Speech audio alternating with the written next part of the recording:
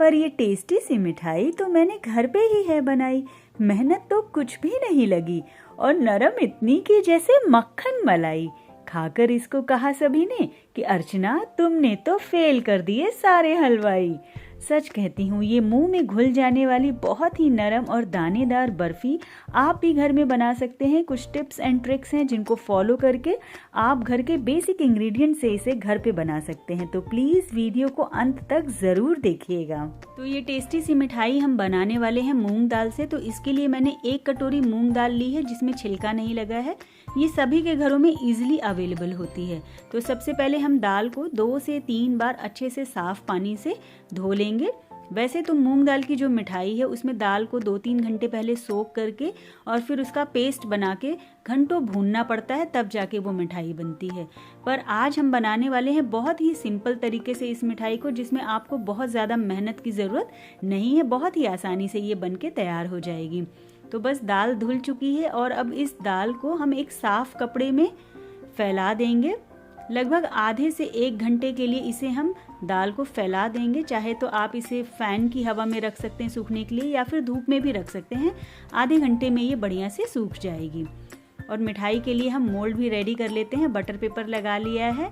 देखिए दाल भी आधे घंटे में अच्छे से सूख गई है। इसका जितना भी एक्स्ट्रा पानी था वो निकल गया है। दाल हाथों में अब बिल्कुल भी चिपक नहीं रही है। तो बस अब हम क्या करेंगे, इस दाल को ट्रांसफ़र कर देंगे एक पैन में और लो टू मीडियम हीट पर इसे 10 से 12 मिनट के लिए भूनेंगे। जैसे जैसे दाल भुनना स्टार्ट होगी एक बहुत अच्छी सी खुशबू आने लगेगी। और अगर आप चाहें तो दाल को मुंह में डाल के टेस्ट चबा सकते हैं। चबाने से ये थोड़ी कड़क हो जाएगी, तो आप समझ जाइएगा कि दाल जो है अच्छे से भुन चुकी है। हल्का सा इसका कलर भी चेंज हो जाएगा। बस अब इसे गैस से हटा के दूसरी प्लेट पे कर देंगे ट्रांसफ़र, जिससे ये जल्दी से ठंडी हो जाए। बस इतनी ठंडी हो जाए कि आप इसे हाथ में ले सकें। आप देख सकते हैं मैं इसे हाथ में इजीली पकड़ पा रही हूँ। अब इसे डाल देंगे मिक्सर ग्राइंडर के जार में और इसका बढ़िया सा एक पाउडर बना के तैयार कर लेंगे। आप देख सकते हैं कि पाउडर बिल्कुल भी चिपक नहीं रहा है, एकदम खिला खिला पाउडर है बिल्कुल। तो इसका मतलब दाल जो है वो अच्छे से रोस्ट हो गई है। अब क्या करेंगे, एक मोटे तले की कढ़ाई लेंगे और उसमें लगभग 3 टेबल स्पून मैंने घी डाल दिया है।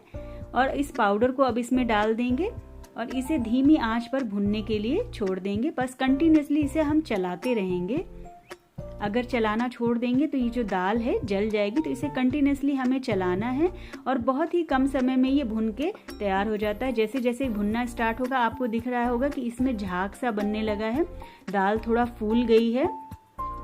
ये ऐसे ही फूलती जाएगी। 10 से 15 मिनट लगेगा और ये दाल जो है बढ़िया से फूल जाएगी, बढ़िया से भून जाएगी। बहुत अच्छी सी खुशबू आएगी, चारों तरफ पूरे घर में खुशबू फैल जाएगी। बस अब इसे गैस से हटा के और अलग रख देंगे, जिससे ये जो पेस्ट है दाल का ये बढ़िया से ठंडा हो जाए। और अब इसे मीठा करने के लिए मैंने मिश्री का यूज़ किया है। जो धागे वाली मिश्री आती है उसे मैंने मिक्सर ग्राइंडर में पीस लिया है। अगर आप चाहें तो शक्कर से भी इसे बना सकते हैं। तो 1 कटोरी दाल के लिए मैंने 1 कटोरी मिश्री या 1 कटोरी शक्कर ली है। अगर आप शक्कर से बना रहे हैं तो इसे शक्कर लीजिए और बस आधा कप पानी डाल के इसे हम बॉईल कर लेंगे। फ्लेवर के लिए इसमें डाल दिया है थोड़ा सा इलायची पाउडर। और इस चाशनी को हमें बहुत ज़्यादा नहीं पकाना है, बस ये हल्की सी स्टिकी हो जाए। कोई तार वगैरह नहीं बनाना है। बस इसमें उबाल आएगा उसी पर हम इसे बंद कर देंगे। और ये देखिए दाल भी जो है ठंडी हो गई है। और अब मैंने लिया है ये 3 टेबल स्पून के लगभग मिल्क पाउडर। आप चाहें तो थोड़ा ज़्यादा मिल्क पाउडर भी डाल सकते हैं। ये भी सभी के घरों में ईजिली अवेलेबल होता है। बस अब इसे हम मिक्स कर लेंगे अच्छे से। और ये सारा काम जो है हम गैस बंद करके कर रहे हैं। एक बार सारी चीज़ों को मिक्स कर लेंगे। अब ये जो चाशनी हमने बनाई थी वो भी इसमें डाल देंगे। इसे भी बढ़िया से मिक्स कर लेंगे। एक बार सारा मिक्सचर अच्छे से रेडी हो जाए, सारे लम्स वगैरह हट जाएं, तब हम इसको कढ़ाई को जो है गैस के ऊपर रख के अब इस पेस्ट को अच्छे से थोड़ा देर के लिए भून लेंगे। कढ़ाई का जो फ्लेम है उसे मीडियम ही रखेंगे और इसे थोड़ी थोड़ी देर में चलाते रहेंगे। अगर आप चाहें तो इसमें ड्राई फ्रूट्स भी डाल दीजिए, इससे इसका टेस्ट जो है वो और भी ज़्यादा बढ़ जाएगा। अब इसमें ज़्यादा टाइम नहीं लगने वाला है। दाल भी भुन चुकी है, चाशनी भी पकी हुई है। बस हमें इसे थोड़ा सा ड्राई करना है। आप देख सकते हैं ये बबल्स आने लगे हैं। ये साइन है कि जो हमारा मिक्सचर है वो रेडी हो गया है। और दूसरा साइन ये भी है कि जो कढ़ाई है उसमें ये मिक्सचर बिल्कुल भी चिपकेगा नहीं, गोल गोल घूमता रहेगा। और एक और ट्रिक है जो मैं आपको बताती हूँ, इस मिक्सचर को आप थोड़े पानी में डाल के देखिएगा, ये इजीली हाथ में आ जाएगा और ऐसे चिपकेगा नहीं फिंगर्स में। मतलब दाल जो है अच्छे से पक चुकी है, पूरा मिक्सचर रेडी हो गया है। बस अब हमें क्या करना है, इस पूरे मिक्सचर को हमने ट्रांसफर कर देना है एक मोल्ड में। आप जिस भी तरह का मोल्ड चाहे, कोई टिफिन चाहे, कोई थाली चाहे, आप उसमें इसे ट्रांसफर कर लें। थोड़ा सा इसे हम टैप कर देंगे जिससे ये फ्लैट हो जाए और ऊपर से डाल देंगे ड्राई फ्रूट्स। थोड़ा सा चम्मच के बैक साइड में मैंने घी लगा लिया है और इन ड्राई फ्रूट्स को प्रेस कर देंगे जिससे ये मिठाई में अच्छे से चिपक जाए। और बस अब इस जो मिक्सचर है इसको हम आधे से 1 घंटे के लिए ऐसे ही छोड़ देंगे, ये अपने आप सेट हो जाएगा। आधे घंटे में ये बढ़िया से सेट हो गया है। आप चाहें तो 1 से 1.5 घंटे भी छोड़ सकते हैं, पर मेरे घर में किसी को वेट नहीं हो रहा था, इसलिए मैंने फटाफट आधे घंटे के अंदर ही इसको डीमोल्ड कर दिया है। आप देख सकते हैं ये कितनी सुंदर लग रही है देखने में, बिल्कुल जैसे लग रहा है कि कोई केक है। बस अब जैसा शेप चाहें वैसे शेप में इसको कट कर लें। आप देख सकते हैं कि बहुत ही नरम ये मिठाई बनके तैयार हुई है, बहुत ही दानेदार है। खाने में ये बहुत ही ज़्यादा टेस्टी है और बहुत ही जल्दी बनके तैयार हो गई है। तो मुझे लगता है कि आपको ये रेसिपी ज़रूर पसंद आई होगी, क्योंकि मेरे घर में तो ये सबको बहुत ही ज़्यादा पसंद आई है। तो अगर वीडियो आपको पसंद आए तो इसे लाइक शेयर ज़रूर करिए। तो अगली बार जल्दी ही मिलेंगे। चाहे भगवान को भोग लगाना हो या फिर कोई त्योहार हो, अगर मिठाई अपने हाथों से बनी हुई होती है तो एक अलग ही तरह का सेटिस्फेक्शन मिलता है। और ये टेस्टी सी मिठाई घर के बहुत ही सिंपल इंग्रेडिएंट से मिनटों में बनके तैयार हो जाती है। तो इस टेस्टी सी मिठाई को बनाने के लिए मैंने लिया है 1 टेबल स्पून घी। पैन में जब घी हल्का सा गर्म हो जाएगा तो इसमें मैंने डाल दिया है 1 बाउल भर के ग्रेटेड कोकोनट।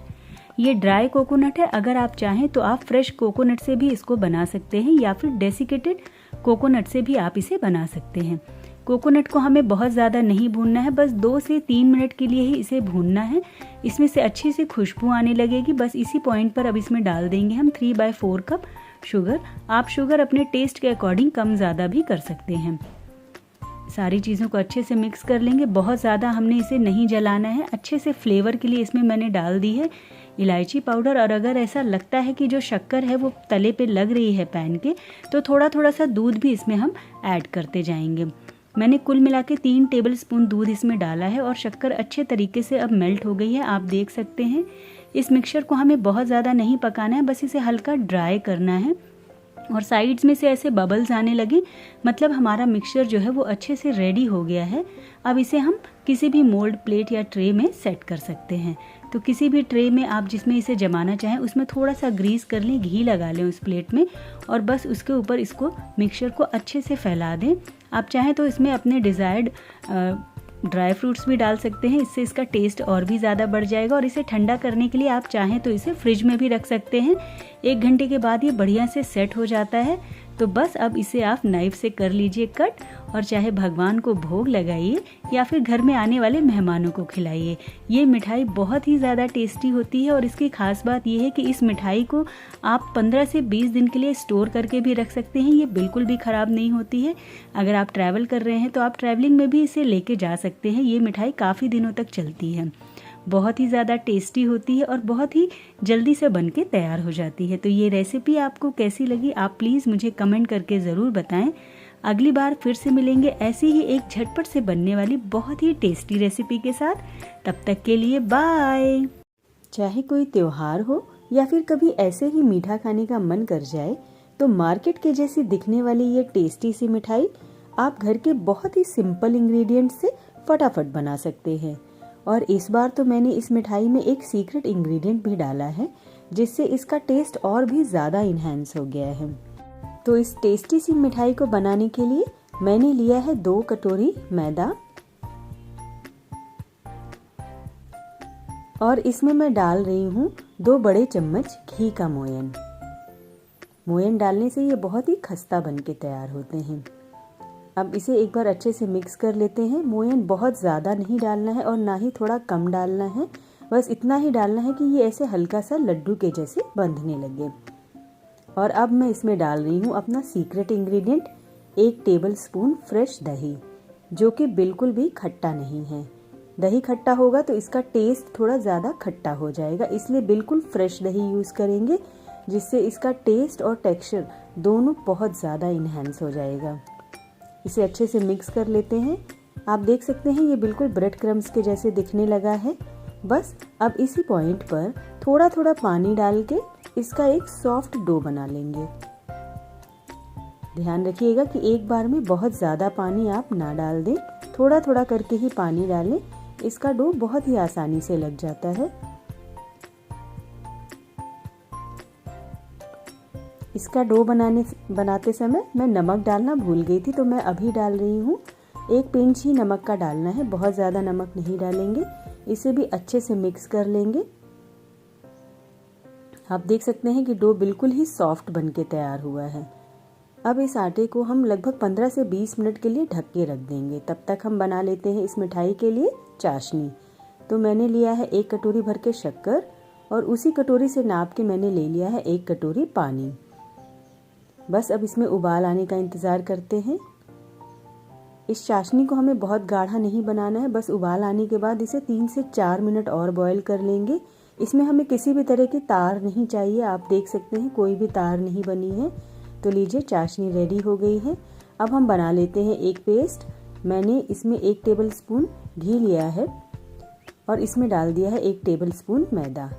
तो लीजिए ये हमारा पेस्ट बनके भी तैयार हो गया और आटा भी रेडी हो चुका है। बढ़िया से इसे एक बार अच्छे से और गूंथ लेते हैं और इस आटे से हम लोइयां बना लेंगे, जैसे कि हम रोटियों के लिए बनाते हैं उसी साइज की बना लेंगे।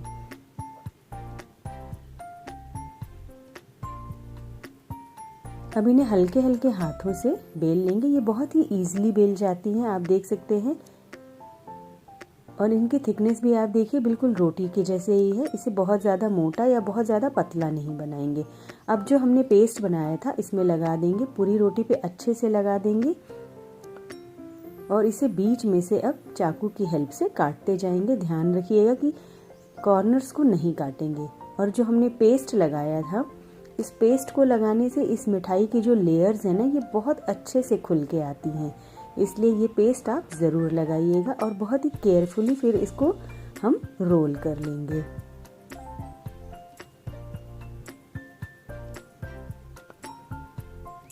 तो लीजिए ये रोल बन गया है। अब इसे हम क्या करेंगे, हल्का सा ट्विस्ट कर लेंगे, जिससे सारी परतें आपस में हल्की हल्की सी जुड़ जाएं और इनके साइड्स को अच्छे से प्रेस करते हुए दबा देंगे। साइड्स को अच्छे से प्रेस करिएगा, जिससे ये फ्राई करते समय खुले नहीं। इनको बढ़िया सा शेप दे देंगे और हल्के हाथ से इसे प्रेस कर देंगे। ऐसे ही सारी मिठाई को हम तैयार कर लेंगे। तो चलिए अब कर लेते हैं इन्हें फटाफट से फ्राई। कढ़ाई में मैंने घी डाल दिया है और घी बहुत ज़्यादा गर्म नहीं होना चाहिए, एकदम माइल्ड सा वार्म होना चाहिए। आप इसे चाहें तो तेल में भी बना सकते हैं, पर जो टेस्ट घी से आएगा वो तेल से नहीं आएगा। इसलिए आप इस मिठाई को घी से ही बनाइएगा, ये खाने में बहुत टेस्टी लगेगी। शुरू में इसे हम बिल्कुल भी टच नहीं करेंगे, 3 से 4 मिनट इसे ऐसे ही पकने देंगे। 3 से 4 मिनट होने के बाद ऊपर से हल्का हल्का सा इसमें घी डालते जाएंगे। अब आप देख सकते हैं कि ये मिठाई साइज में भी बड़ी हो गई है और लेयर्स भी खुल गई हैं। इसी पॉइंट पर अब हम इसे पलट देंगे। बस ध्यान रखिएगा कि गैस का जो फ्लेम है वो बिल्कुल लो में रहना चाहिए। अगर हाई फ्लेम पर इसे आप कुक करेंगे तो ये अंदर से कच्ची रह जाएंगी।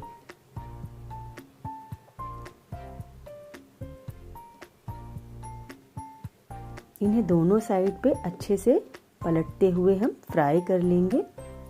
अगर आपकी कढ़ाई मोटे तले की होगी तो ये बहुत अच्छे से फ्राई हो जाएंगे। इसको फ्राई होने में लगभग 10 से 12 मिनट लगे हैं। आप देख सकते हैं कितना बढ़िया सा गोल्डन कलर भी आ चुका है। ऐसे ही हम दूसरा बैच भी तैयार कर लेते हैं। दूसरा बैच बनाते समय भी ध्यान रखिएगा कि घी का जो टेम्परेचर है वो बहुत ज़्यादा नहीं होना चाहिए। तो अगर आप चाहें तो थोड़ी देर के लिए गैस का फ्लेम ऑफ कर दीजिएगा। जब घी हल्का ठंडा हो जाए उसके बाद ही इनको डालिएगा। तो लीजिए दूसरा बैच भी बनके हो गया है तैयार। अब हम क्या करेंगे, चाशनी को हल्का सा मैंने गरम कर लिया है और इसमें एक एक करके इन सारी मिठाइयों को डाल देंगे। इन्हें बहुत ज़्यादा देर के लिए नहीं, सिर्फ 2 से 3 मिनट के लिए ही चाशनी में रहने देंगे और फिर इन्हें निकाल लेंगे चाशनी से। तो लीजिए, फटाफट से बनके तैयार हो गई है मार्केट के जैसी दिखने वाली सुपर टेस्टी सी ये मिठाई। आप देख सकते हैं ये देखने में ही इतनी सुंदर लग रही हैं। बस ऊपर से मैंने इसे गार्निश कर दिया है कटे हुए पिस्ता के साथ, जिससे इसकी ब्यूटी और भी ज़्यादा बढ़ गई है। मैं सच कहती हूँ, अगर आपने ये मिठाई एक बार आप किसी भी मेहमान को या घर में किसी को भी खिलाई तो वो बार बार इस मिठाई की डिमांड करेंगे। मेरे कहने पे ये रेसिपी आप ज़रूर ट्राई करें। और अगर आपने अभी तक मेरे पेज या चैनल को सब्सक्राइब नहीं किया है तो प्लीज़ ज़रूर कर लें। तो अगली बार फिर से मिलेंगे एक ऐसी ही नई और टेस्टी रेसिपी के साथ। तब तक के लिए बाय।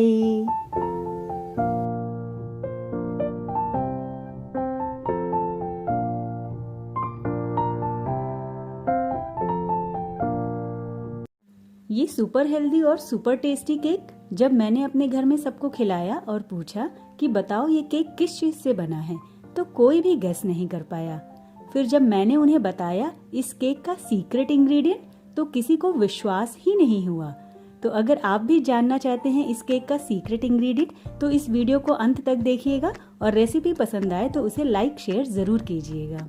तो केक बनाने के लिए सबसे पहले मैंने मोल्ड को ग्रीस कर लिया और उसके ऊपर सूखा गेहूं का आटा स्प्रिंकल कर लिया, जिससे केक इजीली डीमोल्ड हो जाएगा। तो चलिए, अब आपकी क्यूरियोसिटी भी खत्म कर ही देती हूँ। आपको बताती हूँ इस केक का सीक्रेट इंग्रेडिएंट, रोटियाँ। तो हाँ, इस टेस्टी और हेल्दी केक को मैंने बनाया है बची हुई रोटियों से। तो इस केक को बनाने के लिए मैंने 4 बची हुई रोटियाँ ली हैं और सबसे पहले इन रोटियों को मिक्सर के जार में रफली ही तोड़ के ऐसे डाल देंगे और पल्स मोड में इन रोटियों के ब्रेड क्रम्स बना के तैयार कर लेंगे। ये सारे ब्रेड क्रम्स को मैंने मेजर किया तो कुल मिला के ये 2 बाउल थे। अब इसी सेम बाउल के नाप से मैंने इसमें डाल दिया 1 बाउल भर के पाउडर्ड शुगर और 1 बाउल भर के मिल्क पाउडर। और उसी सेम बाउल के नाप से मैं इसमें डाल रही हूँ 1 बाउल मेल्टेड घी। अगर आप चाहें तो घी की क्वांटिटी थोड़ा कम भी कर सकते हैं, इससे टेस्ट में कोई भी फर्क नहीं आएगा। सारी चीजों को पहले ऐसे ही मिक्स कर लेंगे।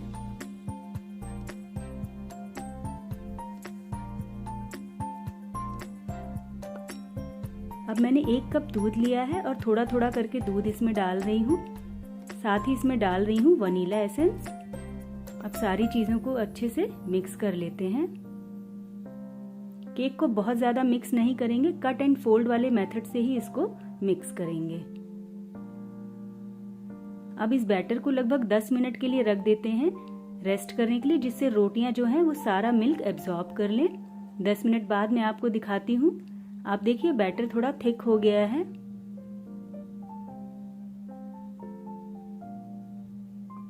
ऐसा ही बैटर इसके लिए चाहिए। आप देखिए दूध भी बहुत कम ही यूज हुआ है। इसमें मैंने डाल दिया 1 टेबलस्पून बेकिंग पाउडर और half spoon soda, baking soda.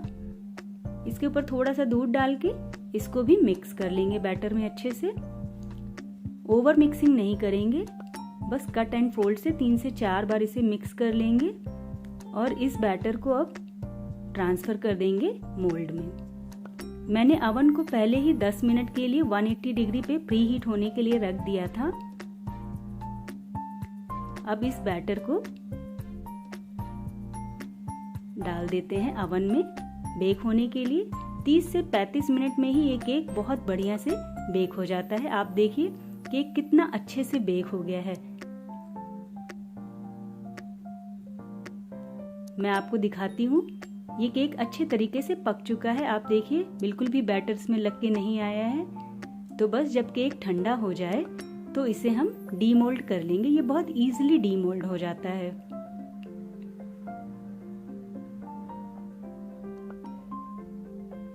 आप देख सकते हैं ये केक का कलर इतना अच्छा लग रहा है और इसका टेक्सचर भी बहुत अच्छा है। मैं आपको काट के दिखाती हूँ। ये केक बहुत ही बढ़िया बनके तैयार हुआ है। ये बहुत ही स्पॉन्जी केक है। बनाते समय मेरे को लग रहा था कि मैं कैसे ही जल्दी से इस केक को बना के खा लूं, पर ठंडा होने तक वेट तो करना ही पड़ेगा ना। आप देखिए ये केक बहुत ही ज़्यादा टेस्टी और बहुत ही ज़्यादा हेल्दी है। आप अपने घर में सभी को ये केक बना के खिलाइए और उनसे भी पूछिए कि ये केक किस चीज़ से बना है। देखिए वो गेस कर पाते हैं कि नहीं।